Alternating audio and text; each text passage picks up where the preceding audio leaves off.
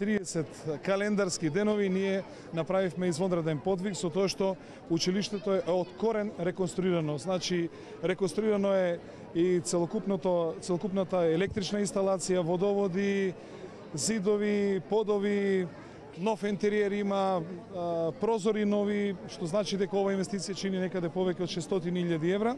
Јас знам дека имаше скептици дали ќе стасаме, меѓутоа Карпуш покажа дека е подготвен да прави големи работи. Со тоа што најавуваме дека наредната година и уште еден објект овде што има ќе изградиме потполно нов објект и во исто време најавуваме дека наредната година ќе го градиме основното училиште Братство, тоа значи ќе градиме ново училиште. Сепак ние одлучуваме да издвојуваме средства за училишта.